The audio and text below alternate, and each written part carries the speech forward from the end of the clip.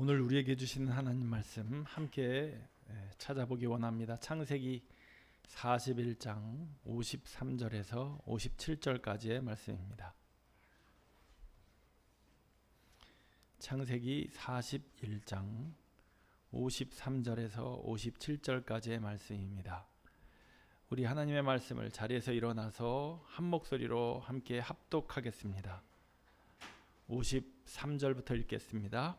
애굽 땅에 7해 풍년이 그치고 요셉의 말과 같이 7해 흉년이 들기 시작하매 각국에는 기근이 있으나 애굽 온 땅에는 먹을 것이 있더니 애굽 온 땅이 굶주림에 백성이 바로에게 부르짖어 양식을 구하는지라. 바로가 애굽 모든 백성에게 이르되 요셉에게 가서 그가 너희에게 이르는 대로 하라 하니라. 온 지면에 기근이 있음에 요셉이 모든 창고를 열고 애굽 백성에게 팔세.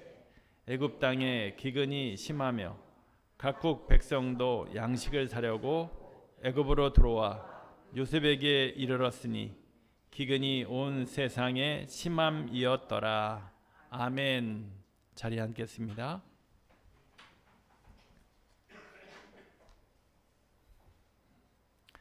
할렐루야. 오늘은 하나님의 역설적 은혜라는 제목을 가지고 오늘 본문 말씀 증거하도록 하겠습니다.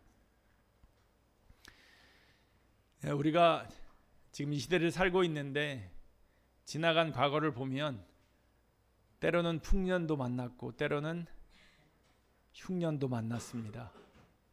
우리가 농사를 짓지 않으니까 이것에 대해서 그렇게 민감하지는 않지만 농사를 짓지 않더라도 우리 인생에는 풍년의 때가 있고 또 흉년의 때가 있죠. 일이 잘 풀리고 건강이 좋고 가정이 평안할 때 우리는 하나님께 감사하기 쉽습니다. 잘 되니까. 그런데 쉬운데 안 할 때도 있습니다. 잊어버릴 때도 있고. 그런데 갑작스러운 흉년, 즉 경제적 어려움이나 건강의 문제, 그리고 관계의 어려움이 찾아오면 우리는 금세 낙심하고 절망하고 또 때로는 하나님을 원망하기도 합니다. 그게 우리 인생입니다. 오늘 본문은 요셉이 총리로 있을 때 찾아온 7년 풍년과 그리고 7년 흉년을 우리에게 보여줍니다. 이 말씀은 단순히 요셉의 행정적인 능력이 뛰어나서 애굽에서 높임받았더라 그런 말을 하려고 오늘 본문에 실어놓은 것이 아닌 줄 압니다. 흉년이라는 고통 속에서 하나님께서 어떻게 하나님의 백성을 구속하시고 구원하시는지 그것을 우리에게 보여주고 있는 것입니다. 오늘 우리는 이 말씀을 이런 구속사의 관점에서 공동체, 가정, 그리고 나 자신 이 삶으로 점점 좁혀 들어가면서 오늘 말씀을 좀 살펴봤으면 좋겠습니다. 첫 번째 오늘 본문을 통해 나눌 메시지는 이것입니다. 같이 읽어보겠습니다. 흉년은 구속사의 무대에서 하나님의 주권을 드러냅니다. 여러분, 흉년 속에 하나님의 주권이 드러난다는 것입니다. 오늘 본문 53절과 54절 말씀 아까 읽었죠. 다시 한번 읽어보겠습니다. 53, 54절 말씀 시작. 애굽 땅에 7해 풍년이 그치고 요셉의 말과 같이 7해 흉년이 들기 시작하매 각국에는 기근이 있으나 애굽 온 땅에는 먹을 것이 있더니. 아멘. 풍년과 흉년이 나와요. 풍년이 그치고 흉년이 왔어요. 여러분, 우리가 이 풍년과 흉년을 만들어낼 수 있어요? 사람들이? 이것은 사람이 하는 일이 아닙니다. 하나님만이 하시는 일입니다. 그리고 이 말씀은 요셉에게 누가 주신 것입니까? 하나님이 주신 것입니다. 요셉에게. 그리고 하나님이 주신 말씀대로 되었습니다. 7년 풍년이 있고 어떻게 됐어요? 7년 흉년이 왔습니다. 요셉의 말대로요. 요셉의 말대로는 하나님의 말씀대로입니다. 요셉은 자기 스스로 말한 게 아니니까요. 바로 왕에게 뭐라고 그랬죠? 당신에게 편안한 대답을 주실 분은 하나님이십니다. 그랬습니다. 하나님이 말씀해 주신 거죠. 여러분, 하나님은 말씀대로 이루십니다. 할렐루야. 성경의 말씀이 이루어지지 않은 것이 없습니다. 앞으로 이루어질 일들, 그것만 남았습니다. 그러면 그것도 하나님 말씀대로 이루어진다고 우리는 믿습니다. 여러분, 요셉의 말과 같이 7해 흉년이 들기 시작했죠. 그런데 흉년은 애굽만의 문제가 아니었습니다. 오늘 아까 읽은 본문 56절을 보세요. 거기 뭐라고 되어 있냐면 온 지면에 기근이 있음에 라고 얘기해요. 온 지면에, 세상의 온 땅에 기근이 임했다라는 거예요. 여러분, 세상 온 땅에 기근이 임하게 하실 분은 하나님밖에 없어요. 하나님은 이런 세계적 차원의 사건을 사용하셔서 구원의 길을 열어 가십니다. 그 누구도 변명하지 못하도록. 그 일을 이끌고 가신 분이 하나님이시라는 것을 그 누구도 변명하지 못하도록. 야곱의 가족이 애굽으로 내려오고 이 흉년 때문에, 그렇죠? 야곱의 가족들이 애굽으로 내려오게 되잖아요. 우리는 알잖아요. 그리고 훗날 이스라엘이 출애굽을 경험하는 것도 모두 이 흉년으로부터 시작되었습니다. 이 흉년이 배경이 되었다는 거죠. 만약 흉년이 없었으면 애굽에 야곱의 가족들이 내려오지 않았을 겁니다. 흉년은 그러므로 단순한 재난이 아니라 당시 그 흉년을 겪는 사람들은 잘 몰랐겠지만 하나님의 구속사적인 섭리였다라는 것입니다. 여러분들도 시간이 지나고 나면 그때 왜 그렇게 힘든 일이 오래되었는지, 왜 그것이 끊임없이 우리를 괴롭혔고 아프게 했는지 이유를 모르다가 어느 순간 그것을 딱 깨닫는 순간이 있어요. 그러면서 삶이 바뀌는 거죠. 저도 그런 순간이 여러 번 있었습니다. 가장 대표적인 순간을 꼽으라면 저는 역시 제가 온전히 회심하고 하나님께 돌아오는 그 시간이었습니다. 제 인생의 30대는 너무 불행했습니다. 10년의 기간 동안 저는 아마 소설책의 한 주인공인 것처럼 그렇게 절망하고 낙심하며 살았던 시간이 없었습니다. 뭘 해도 안 됐고 뭘 해도 힘들었습니다. 그러면 제가 게을러서냐? 그게 아니었습니다. 전 정말 열심히 일했습니다. 잠 안 자고 일했습니다. 하루에 3군데의 일할 자리를 찾아서 아침에 일하고 점심에 일하고 밤에 일하고 새벽에도 일하고. 그러나 제 삶은 점점 더 어려워지기 시작했습니다. 왜 그런지 몰랐습니다. 그러다가 어느 순간 깨달았습니다. 내가 내 손에 쥐고 있는 이 나의 생각 때문에 이 모든 일들이 결과가 이렇게 일어나는구나 라는 걸 깨닫게 되었습니다. 그게 회심입니다. 여러분, 우리네 인생은 우리가 책임질 수 없어요. 내 인생은 내가 끌고 가는 게 아닙니다.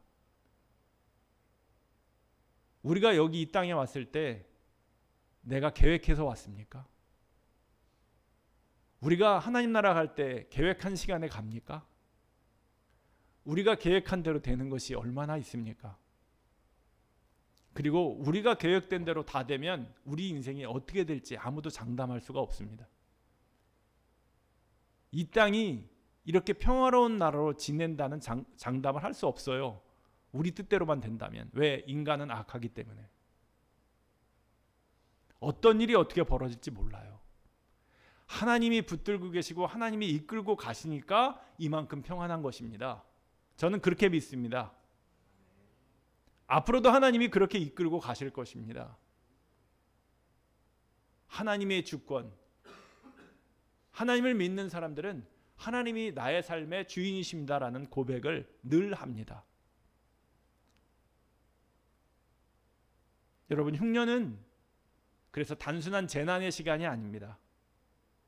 하나님이 내 삶에 개입하셨고 내 삶을 이끄신다는 것을 깨닫게 하기 위하여 하나님이 흉년을 주신 것입니다. 오늘날에도 우리는 전쟁을 겪고 경제 불황을 겪습니다. 기후 위기를 만납니다. 이러한 거대한 흉년을 경험하죠. 우리는 그 순간에 두려워하기 쉽습니다. 무서워하기 쉽습니다. 불안에 떨기 쉽습니다. 그러나 그래서 그 순간 우리에게 믿음이 필요한 것입니다. 어떤 믿음이요? 이 모든 일은 하나님의 손안에 있다라는 것입니다. 할렐루야. 하나님이 역사하시면 다 바뀔 수 있다라는 것입니다. 우리는 할 수 없지만 섭리하시는 하나님의 손으로 이끄시면 모든 것은 끝이 난다라는 것입니다. 모든 세계의 역사가 하나님 나라의 무대라면 여러분, 내 인생의 역사, 내 삶 또한 하나님의 무대인 것입니다. 하나님을 믿는 사람들은 내 인생이 나의 것이 아닙니다.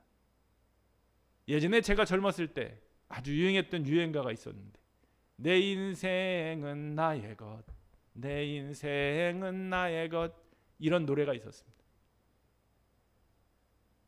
그러나 나의 것이라고 주장하고 싶어도 내 뜻대로 안 되는 게 인생입니다. 하나님을 믿는 사람들은 그 인생을 하나님께 내어 맡깁니다. 그래야 더 평안하고 그래야 쉼을 얻을 수 있습니다. 여러분, 한 사람 한 사람 지금 살아가는 이 삶의 현장 가운데 내가 붙들고 해결할 수 있는 일이 얼마나 있습니까? 해결하지 못하고 기다리는 그 사건이 얼마나 많습니까? 그것이 우리의 기도 제목 아닙니까? 그것을 늘 하나님께 올려드리잖아요.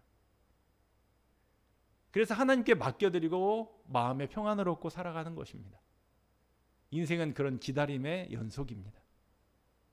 그리고 우리는 하나님의 은혜를 먹고 삽니다. 기다리고 기다리며 기도했는데 하나님이 열매를 주셔서 그 열매를 따먹고 사는 것입니다. 그 감사함으로. 그래서 아까 우리가 찬양한 것처럼 감사 위에 감사, 은혜 위에 은혜가 더하는 그런 하나님을 우리는 찬양하며 사는 것입니다. 여러분, 우리 인생은 하나님의 무대여야 합니다. 나의 무대이면 내 한계에 갇혀서 더 이상 앞으로 나아갈 수 없습니다. 하나님이 내 인생을 붙드시고 나를 이끄실 때 우리는 복된 삶을, 형통된 삶을 살아가는 것입니다. 내 삶은 하나님께 있습니다. 두 번째 여러분들에게 드릴 말씀은 이것입니다. 같이 한번 두 번째 읽어볼까요? 다음 읽어보겠습니다. 흉년은 불평등을 넘어 공동체를 하나로 묶는 은혜의 도구입니다. 여러분, 흉년은 공동체를 하나로 묶습니다. 그런 은혜를 우리에게 만들어줍니다.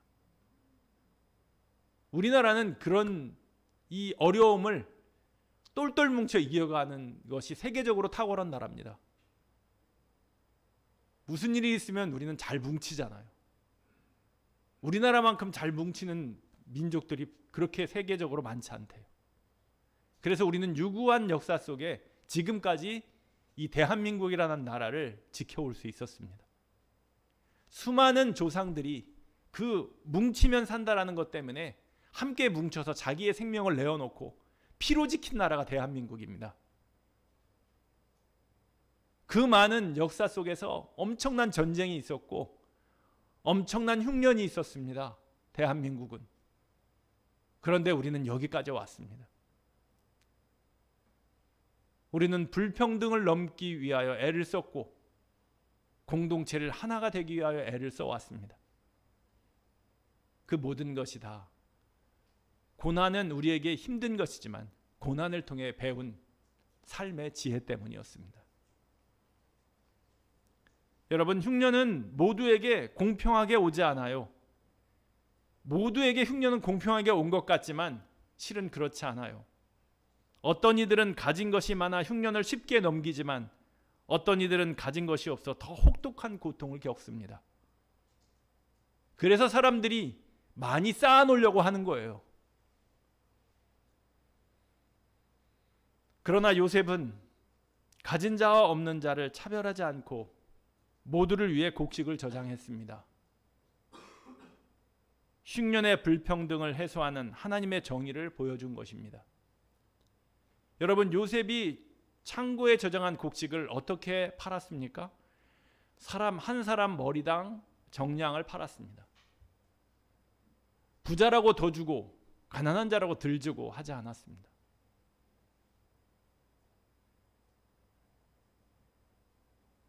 힘 있다고 더 주고 힘 없다고 덜 주고 하지 않았습니다. 왜냐하면 모든 생명은 다 똑같이 소중하기 때문입니다. 초대교회는 환난과 위기 속에서 흩어지지 않았습니다. 초대교회에 여러분 얼마나 많은 핍박이 있었습니까? 예수를 믿는다는 것 하나 때문에. 그러나 그들은 더 오히려 그런 어려운 시기에 모이기에 힘썼습니다. 복음 전하기에 힘썼습니다. 기도하기에 힘썼습니다. 사도행전 2장 44절로 45절 말씀, 우리가 잘 아는 말씀이죠. 초대교회 때의 모습이에요. 같이 읽어보겠습니다. 믿는 사람이 다 함께 있어 모든 물건을 서로 통용하고 또 재산과 소유를 팔아 각 사람의 필요를 따라 나눠주며. 아멘. 초대교회는 믿는 사람이 다 함께 있어서 모든 물건을 서로 통용했다고 합니다. 재산과 소유를 팔아서 필요한 사람에게 나눠줬대요. 돈 받고 판 게 아니에요. 그렇게 함께 하나됨을 이루었다라는 것입니다.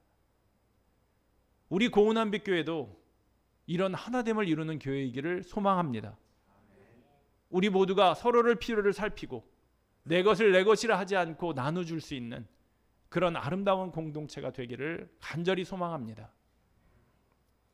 여러분, 이처럼 흉년은 공동체를 분열시키는 것이 아니라 함께 고통을 나누고 서로를 돌보며 하나로 묶는 역설적인 은혜인 것입니다. 전 우리나라 대한민국이 이렇게 통치되기를 바랍니다. 서로가 나뉘고 서로 싸움박질하는 나라가 아니라 서로가 하나 되고 서로를 격려하고 서로를 위해 박수를 보내고 그런 것은 그런 것이다라고 말할 수 있고 그렇지 않은 것은 그렇지 않습니다라고 말할 수 있고 바뀌어질 것은 바뀌어진다고 말할 수 있고 수긍할 것은 수긍하고 그렇게 하나됨을 이루어가는 대한민국이 되었으면 참 좋겠습니다. 우리 백성들이 지혜를 가지고 분별했으면 좋겠습니다. 어떤 사람이 어떤 이야기가 우리를 하나 되게 하는가? 우리 백성을 하나 되게 하는가? 그 사람이 리더십이 있는 것입니다. 서로 분열시키는 사람은 리더십이 없는 것입니다. 우리는 잘 분별해야 합니다. 지금 개인적으로 흉년을 겪고 있는 분들이 계십니까? 혼자 버티려고 하지 마십시오. 하나님의 나라는 혼자 사는 나라가 아닙니다. 우리는 함께 삽니다. 같이 삽니다. 기쁨도 같이 하고 아픔도 함께 하는 나라. 그것이 하나님 나라요 교회 공동체입니다. 그래서 우리는 중보 기도를 하고 골방 기도를 하고 합심 기도를 하는 것입니다. 여러분, 교회 공동체는 하나님이 주신 영적 곡식 창고입니다. 교회 공동체는 하나님이 주시는 곡식 창고예요. 동시에 사회적인 곡식 창고가 되어야 합니다. 우리끼리만 잘 먹고 잘 살아서는 안 됩니다. 저 밖에 있는 공동체 밖에 있는 사람들에게도 우리는 나눌 수 있어야 하고 베풀 수 있어야 하고 섬길 수 있어야 합니다. 흉년 속에서 서로를 돌보는 나눔과 섬김을 통해 하나님 나라의 정의를 실현해 나가는 우리 고운암빛교회와 저와 여러분들 되기를 축복합니다. 세 번째, 흉년은 같이 읽겠습니다. 흉년은 가정의 회복을 이루고 개인의 믿음을 정금같이 만듭니다. 할렐루야. 여러분, 흉년이 항상 나쁜 것만 아니에요. 우리는 풍년을 원하지만 흉년을 통해 배우는 게 많습니다. 흉년은 가정을 회복시켜요. 어려울 때 우리는 잘 뭉쳐요. 어려울 때 뿔뿔이 흩어지면 가족이 아니에요. 아빠가 힘들어하면 엄마와 온 자녀들은 아빠를 위해 기도해야 합니다. 아빠를 이해하고 아빠를 응원하고 아빠에게 힘을 줘야 합니다. 엄마가 힘들면, 엄마가 아프면 남편은 아내를 위해 헌신해야 되고 자녀들은 엄마를 위해 최선을 다해 도와야 합니다. 그렇게 우리는 흉년을 통해 가정을 회복을 경험하고 새로운 단단한 믿음의 가정으로 거듭나는 것입니다. 그렇게 다시 새롭게 설 때 흉년은 떠나가고 다시 풍년이 오는 것입니다. 그래서 개인의 믿음은 정금같이 빚어져 가는 것입니다. 그런 어려움 속에서 말입니다. 요셉의 형제들은 질투와 시기 속에 요셉을 팔아버렸습니다. 그러나 흉년으로 인해 다시 애굽으로 내려오게 되고 결국 요셉을 만나게 됩니다. 형들이 여러분 얼마나 요셉 앞에 발발발 떨었습니까? 총리가 되어 있는 요셉 앞에. 그러나 그런 모습이더라도 그들은 제외했습니다. 다시 만났습니다. 그리고 그들은 회복을 이루었습니다. 형님들 걱정하지 마세요.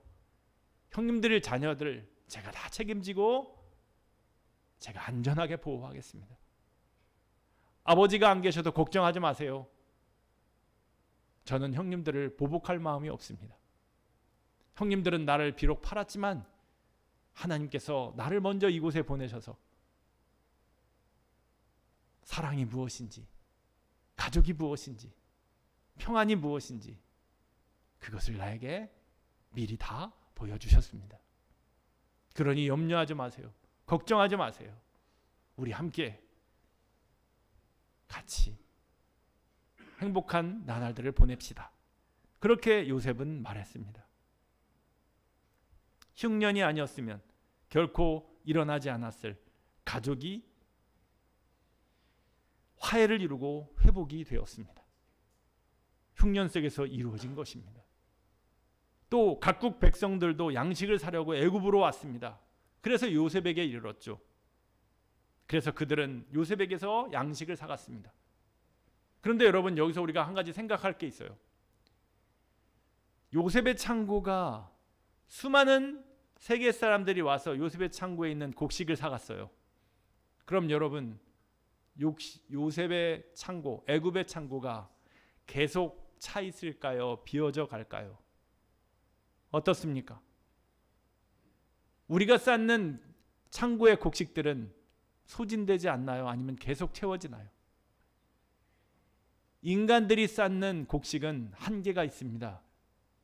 사람들이 먹고 나면 다 없어집니다. 우리에게는 또다시 배고픔이 옵니다. 이게 인간의 한계입니다. 여러분 곡식 창고에 양식이 맞습니까? 언제 어떻게 어느 시기에 소진될지 모릅니다.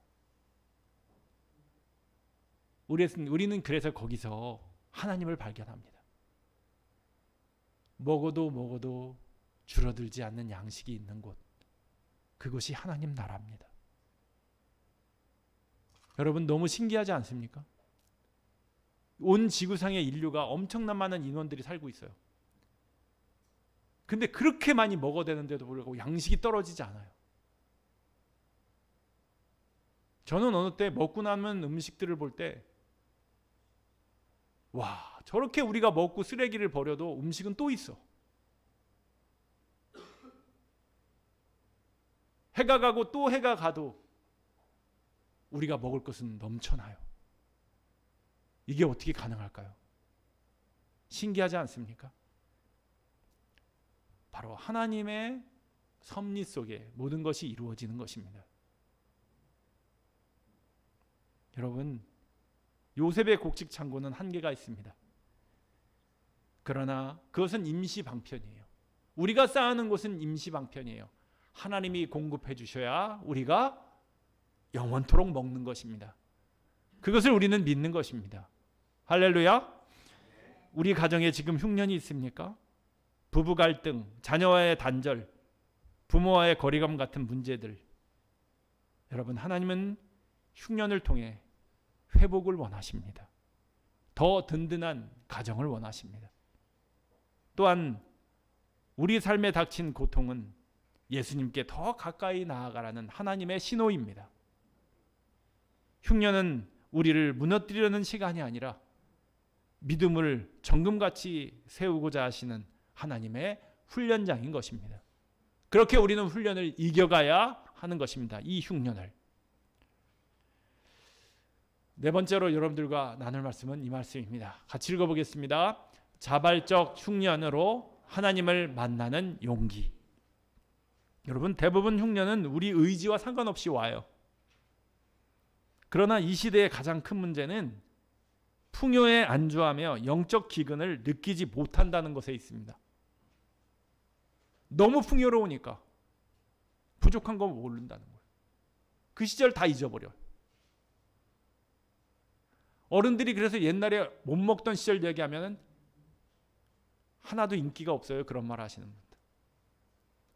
아이고, 라떼는 그거 있잖아요. 라떼는.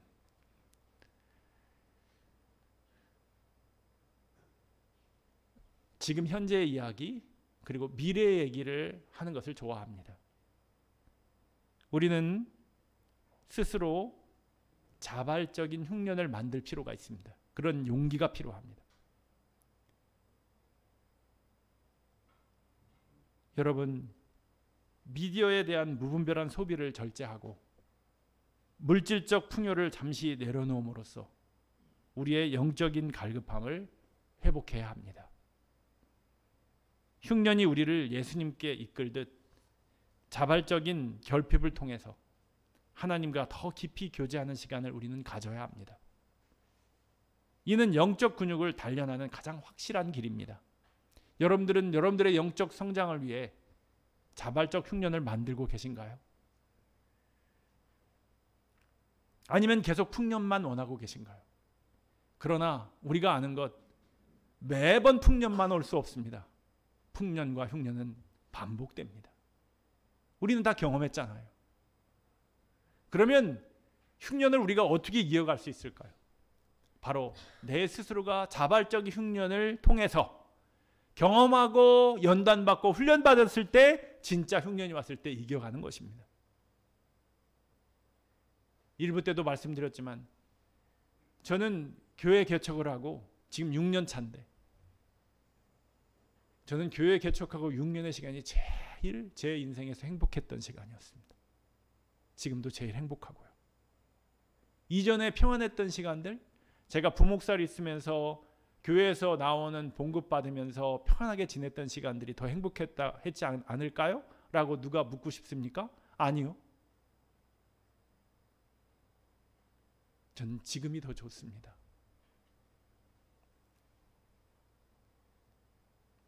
지금까지 살아온 아까 30대의 그런 어려움의 시간들을 견뎌오면서 하나님이 저에게 주신 진리 가운데 진리를 확인하고 이제 제 안에 믿음이 생겨나면서 앞으로 어떤 고난이 닥쳐도 하나님이 나와 함께 하시고 내가 진리 속에서 살아간다는 이런 확신이 저에게 모든 두려움과 걱정, 염려를 다 떨칠 수 있는 용기를 줍니다. 전 앞으로도 하나님을 기대합니다. 앞으로도 저에겐 제 힘으로가 아니라 나는 이미 놓았으니 하나님이 저를 이끄실 거라고, 그것이 저의 행복이라고 저는 확신합니다. 그래서 이 교회도 하나님의 것이요, 저와 여러분들은 하나님의 공동체에 온 것입니다. 저는 아무런 능력이 없습니다. 저는 여러분들 앞에 설교할 수 있는 그런 사람도 아닙니다. 하나님이 세워주셔서 여기 있고 순종해서 말씀 전하는 것뿐입니다. 이 교회는 하나님의 것입니다. 앞으로도 하나님이 이끌어 가셔야 한다고 저는 생각합니다. 자발적 흉년으로 여러분 충분히 훈련되고 연습된 사람들은 다가올 미래가 두렵지 않습니다. 얼마든지 이겨갈 수 있습니다. 왜? 하나님이 흉년을 풍년으로 바꾸시는 분이시기 때문입니다.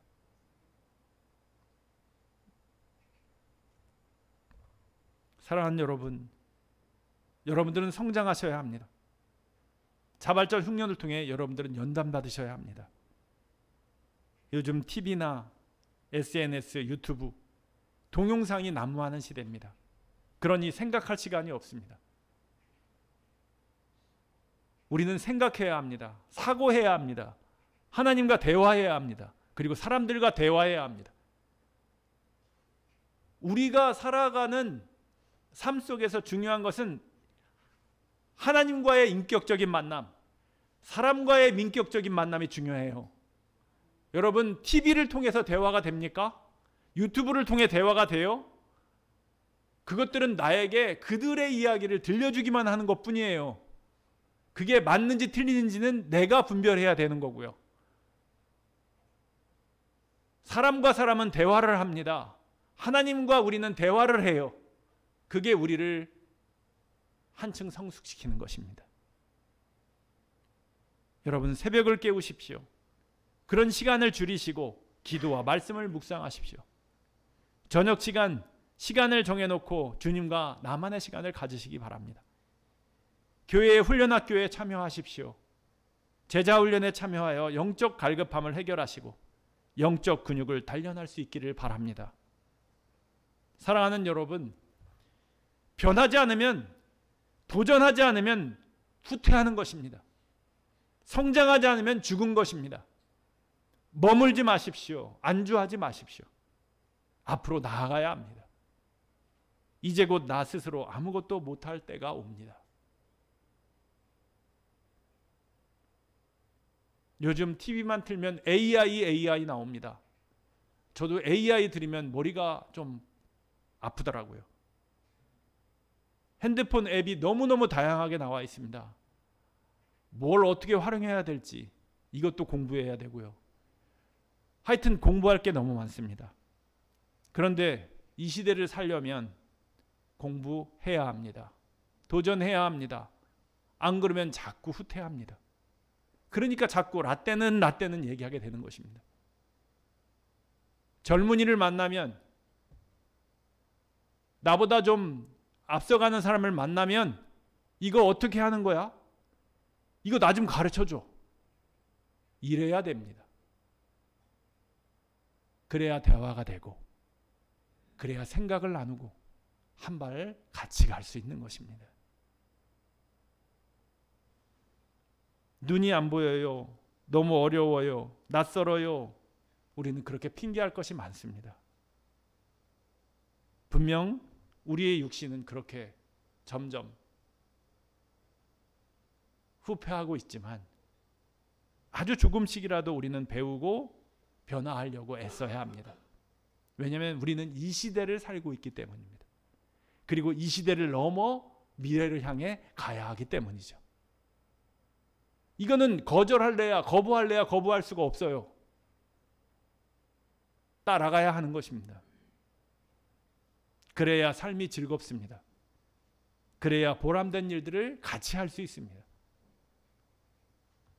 한 걸음 더 나아가 여러분, 우리의 작은 소비를 더 줄이고 시간을 내어서 어려운 이웃을 돕는 일에 우리는 참여해야 합니다. 자발적 흉년을 통해 나의 삶을 더욱 의미 있게 채워가는 것, 그것이 우리에게 있는 당면한 숙제입니다. 오늘의 결론은 이것입니다. 같이 한번 볼까요? 같이 읽어보겠습니다. 흉년 속에서 발견하는 하나님 나라.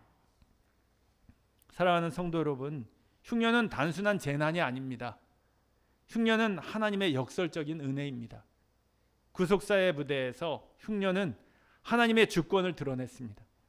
공동체 안에서 흉년은 불평등을 넘어 우리를 하나로 묶었습니다. 가정 안에서 흉년은 회복의 기회를 만들었습니다. 개인 삶에서 흉년은 믿음을 정금같이 단련하고 예수 그리스도를 갈망하게 만들었습니다. 요셉의 곡식은 흉년의 고통을 잠시 잊게 했지만 영원한 생명을 주지는 못했습니다. 요한복음 6장 35절에 예수님이 이렇게 말씀하셨어요. 같이 한번 읽어보겠습니다. 예수께서 이르시되 나는 생명의 떡이니 내게 오는 자는 결코 줄이지 아니할 터이요 나를 믿는 자는 영원히 목마르지 아니하리라. 아멘. 예수님은 나는 생명의 떡이라고 말씀하셨습니다. 예수님은 영원히 굶주리지 않을 생명의 양식을 우리에게 주셨습니다. 우리는 이 흉년 속에서 그 진리를 깨달았습니다.